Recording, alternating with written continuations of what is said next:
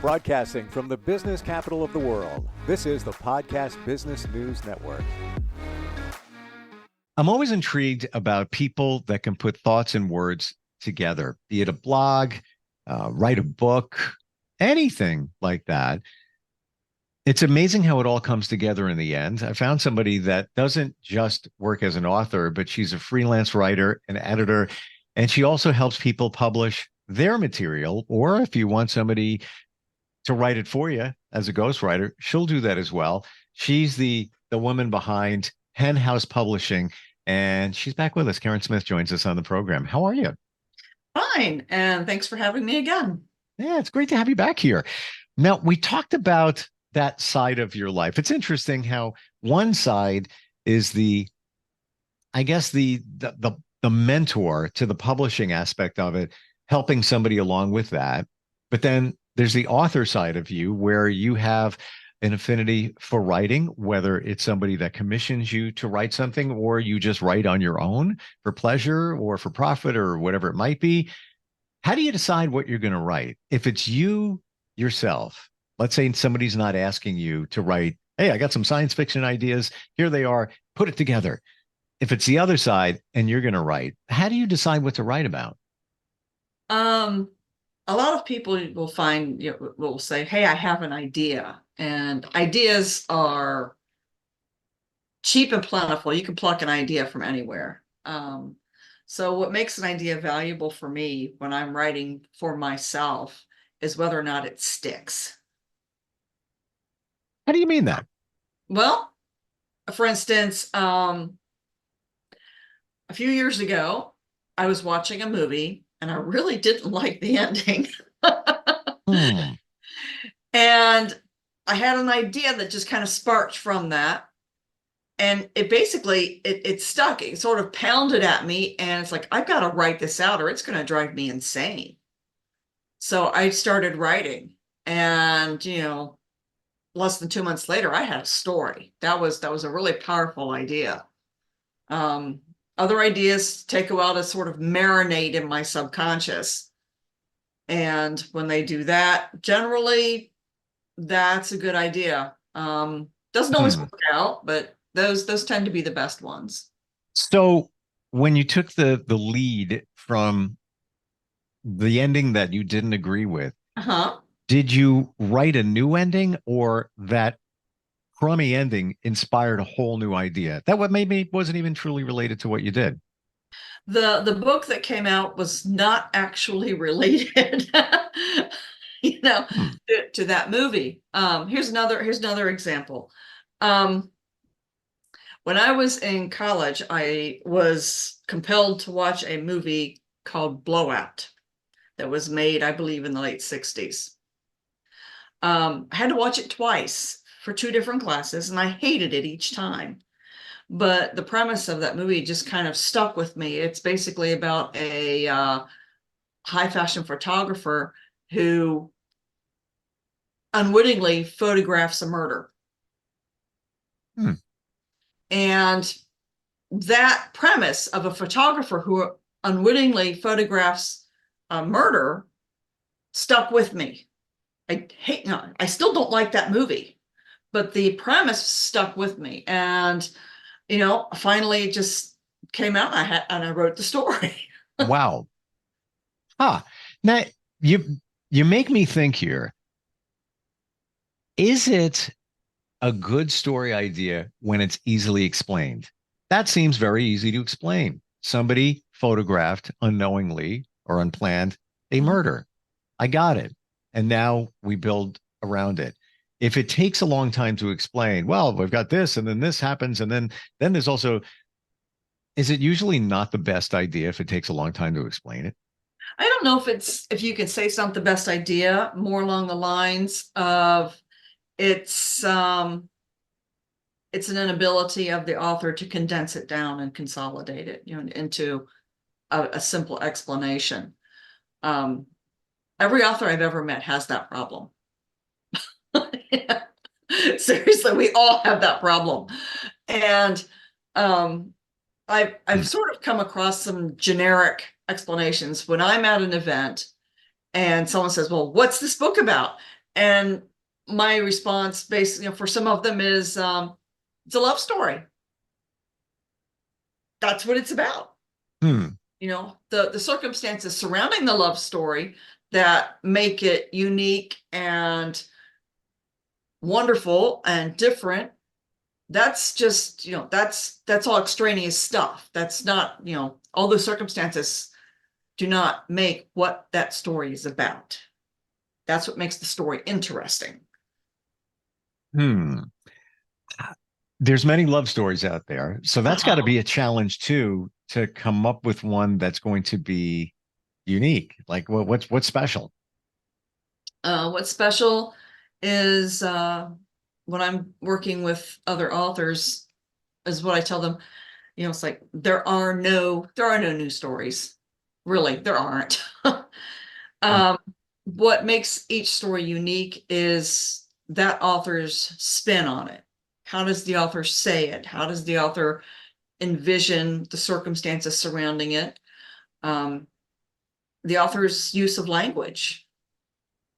Okay. It's that author's treatment of the story that makes that story fresh and unique again. I mean, how often have you seen a revised version or a different version of Cinderella or Beauty and the Beast or any fairy tale? There are thousands of them, and each one is unique in its own different way. Right. But essentially, it's the same story. Essentially, it's the same story. Right. Exactly.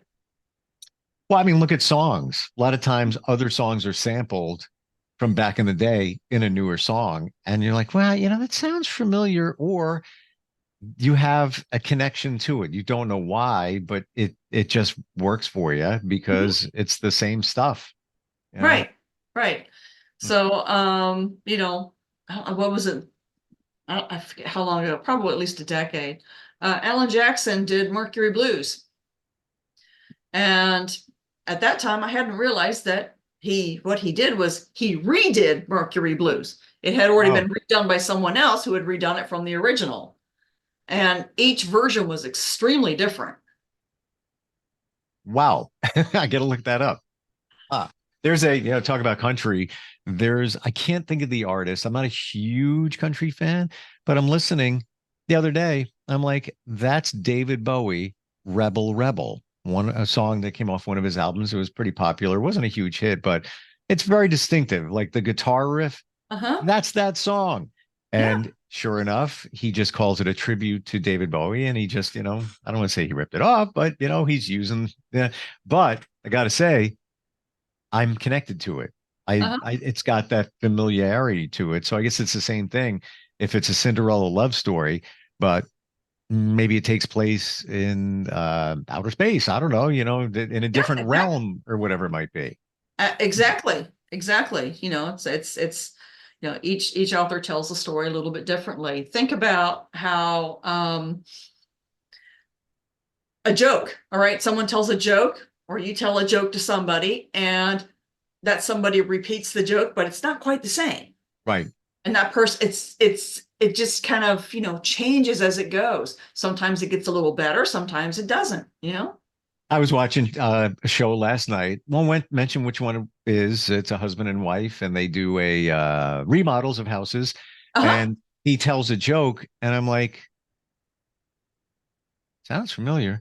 And then as he tried to explain it more, I'm like, that's an old joke. He watered it down because he had to explain it. It was just an older joke. Right, exactly. Yeah, that's pretty much the way it goes. Have you ever been asked to do a story, write a book, whatever it might be, and you said no? This is just not. This is not me, or I'm not interested in it. Doesn't feel right. Ever happened? I have been hired to write stories, and I basically thought the story premise was entirely absurd, but it was one of those deals where, well, he's going to pay me to write it. I'll do my best. Okay. So we that comes along, and as if the person hiring me believes in that idea, that story, and is willing to invest in it, then the least I can do is go along for the ride and do my very best. If someone tells me a story as or something, I would like you to do this, and I am just entirely disinterested, or if it's something that I don't do. For instance, I don't ghostwrite memoirs. I know people who do, and they do a good job. But that's not my bailiwick. That's not that. That entails some. That entails a level of interviewing and questioning people and pulling out information Hmm. that I don't do well. Hmm. I don't blame you. I would rather talk to someone and bounce ideas back and forth about, okay, what are we going to do with the next chapter of the story, than try to pull information about someone, about his business practices uh and his life circumstances and in his childhood. That to me that's really invasive questioning. I don't enjoy it. Hmm. I I don't blame you because you're writing somebody else's story. Um, and there's so many facts involved that you need to corroborate and make sure it's accurate and all of that. It's a different situation when somebody says, write a book about a talking cat. I'm being hypothetical here. Right, I understand. That's yeah. Um, is that challenging when somebody commissions you to write? You're the ghostwriter. They Mhm. have the idea, and along the way, they look at it and say, "No, I don't like the way that sounds. I don't like the way that is." I mean, how does that whole process work? Because that could get to a point where it's like, "Why am I doing this?" I mean, this they have a different vision than I have for this story. Well, it's very much a give and take process. It really is. And sometimes we'll come to a point where it's like, this is the hill I'm going to die on. And other times, it's like, you know, it could go either way. And I'm not going to fight this. I once had a client who had me ghostwriting for him, and he basically returned a chapter that said, his comments were, you need this is all tell, there's no show. And I reread it and I thought, this is pretty much all show. You don't know what you're talking about. So How do you define that? How do you find that? All tell, no show, and vice versa. um it's subjective is what it is. And it really is. But when you're looking at something that is written basically in passive voice, and the quick way to demonstrate passive voice is saying, my sister was eaten by penguins, is in the object acts upon the subject, instead of saying penguins ate my sister. Okay. All right. The second one is active voice, and it's a lot stronger. It's got a lot more punch to it. But that's the general concept. Is active voice tends to immerse the reader and bring the reader into the story, and to feel what the characters feel, to react, to what's there. When you're writing in passive voice, generally what you're doing is you're inserting distance between the reader and what's going on in the book. The reader does not become emotionally involved. So anyway, Hmm. he said, this is all tell and no show. And I was displeased, and suggested he reread it. And he did reread it, and he came back and he apologized. He said, I don't know what I was thinking. I must have, I must have been in a bad mood that day or something, but this is really good. It's like, Wow. you. You know? Yeah, I guess that's also the frame of mind that you're in when you read something, because you're going to, depending on where you are that day, Uh-huh. internalize, interpret it in a different way. Oh yeah. Oh Hmm. yeah. Yeah. So, I was reading a book last night. I got to about a third of the way through it. And I finally just was like, I can't deal with this anymore. This is boring me to death. And it was pretty well written. There were some things, and it was kind of like, oh, well, the heroine in this is a ninny. And that was just the word that came to mind. She's a ninny, you know. And I set it aside. It's like, it's just not, I'm just not going to deal with it anymore, and I'll go on to something else. So when I'm writing, I try to keep those things in mind as well. Uh, you know, with the characters, we don't want a character that's what we call a Mary Sue, who is a character without flaw. We want a character to be multi-layered and complex, like a real person. So you have to have a character that has some flaws. This is so above my pay grade. I understand what you're saying, but I wouldn't even know where to begin to make sure that all those pieces come together. And I guess that's why it's an art, it's a craft to put a story together. Take me through the process. When you're writing, is it always chronologically done, or do you often switch from here to here? Like, for example, let's say you're on chapter 2, you're talking about the childhood of somebody, and I don't mean this in a negative way, but maybe you're getting bored. Like, I need to circle back to that. You know, I need to get maybe a different frame of mind. I'm going to go to chapter what could be, maybe don't give it a chapter number, but I'm going forward because now this character has grown up. Do you write that and kind of piece the whole thing together at some point? There are some authors who do that. There are basically three kinds of authors. You have the plotter who plots everything out. You know, I mean, we writes an outline and does who does what when on the outline, and they can become very detailed. That's a plotter. And you have a pantser, and I'm a diehard pantser. This is someone who just, you know, the idea strikes, I start writing, and it just goes. When I go to the second draft, I may add in more at the front end or somewhere in the middle, but I don't, I just progress until I'm done. But you do, that sounds like a start to finish. Pretty much, yeah. Okay. Pretty much. So I don't, and then there's that kind of middle person who I've heard termed a puzzler, who kind of puts a story together like a jigsaw puzzle, a little bit here, a little bit there, and then eventually it all comes together. And for that approach would really discombobulate me. I can't do it that way. I don't think I could either. And I'm trying to look at both sides of it and how it would go. But I agree with you because I would start getting confused. And it seems on the back end that it would be more work because you'd need to double check your facts. I mean, if you're going in chronological order, call it that chronologically, you've got a progression. If you're in a linear progression, to me it's simpler. It's easier. A linear progression is. Seriously. You know, but it's other people don't work that way. There's no one true and righteous way to do this. Sure. Yeah, it's whatever works for you. And again, you may just not be feeling the beginning of the book, and then let me go further in. Do you ever do any other types of writing, like let's say websites, copy for those? I have done that. Yes. I've done website copy. I have written copy for brochures.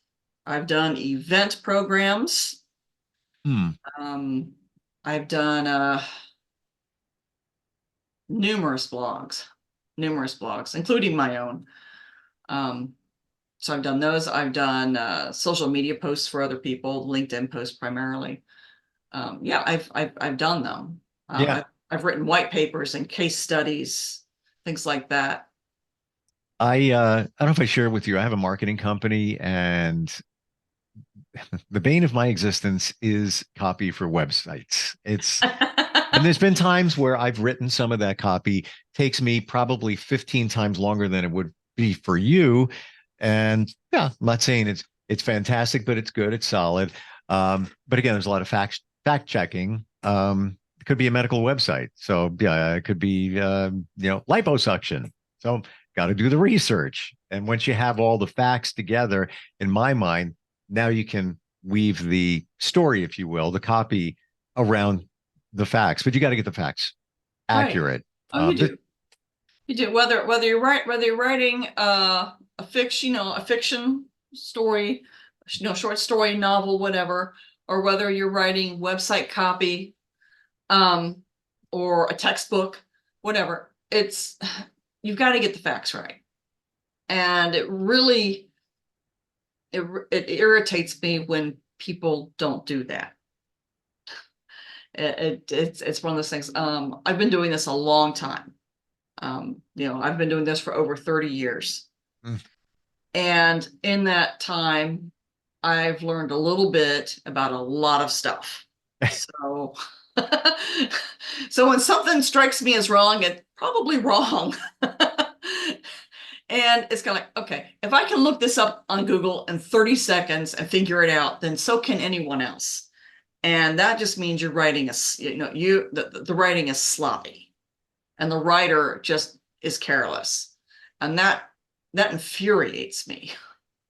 I get you. Yeah, it's almost as if you insulted the reader by not doing your homework and fact checking. Let's say it's a website. They went to learn or understand about something, and now they're halfway through, but they see an obvious error in fact. It's like, really? You couldn't even check that, or typos. And I'm not going to say I don't do typos. I'm the worst. I'm the worst proofreader on the planet. I loathe it. I don't like proofreading.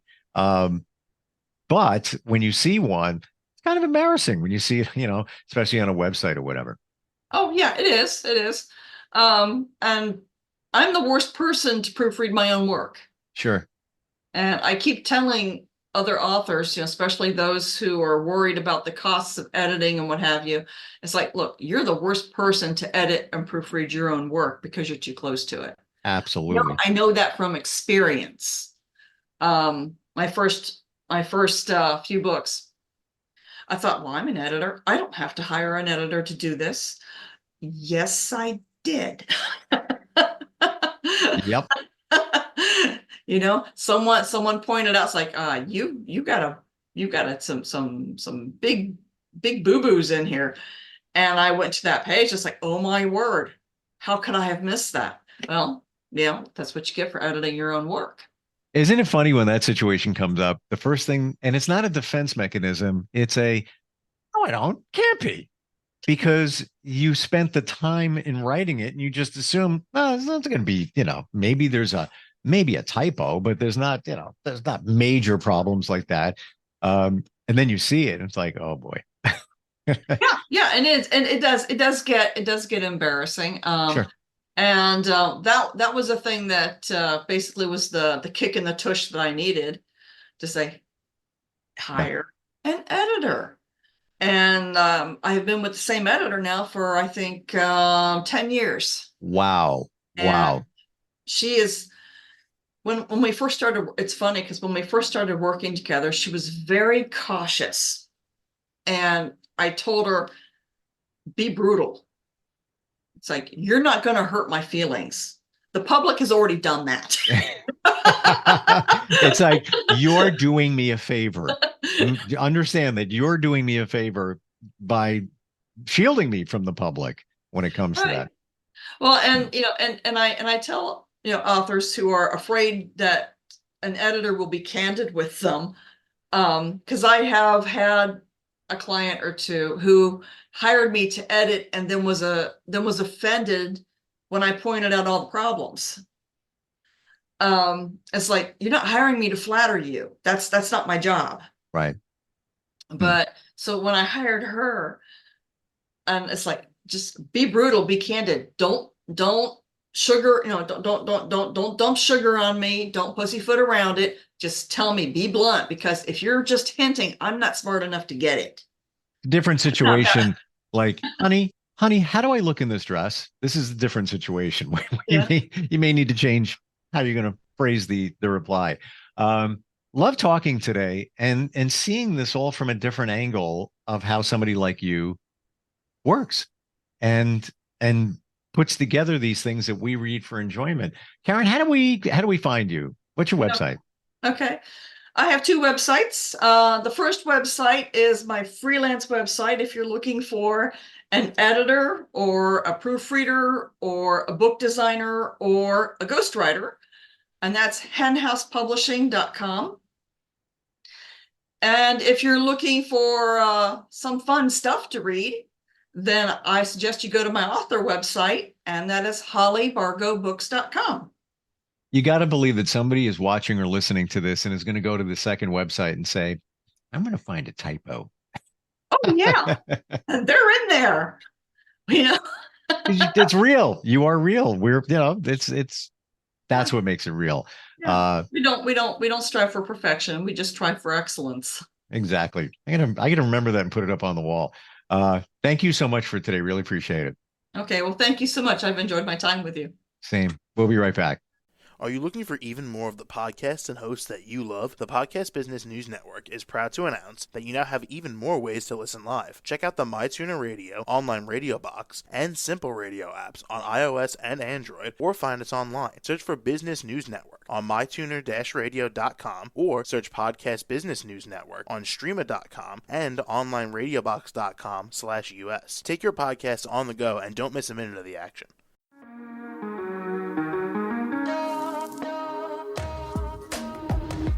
Broadcasting from the business capital of the world, this is the Podcast Business News Network.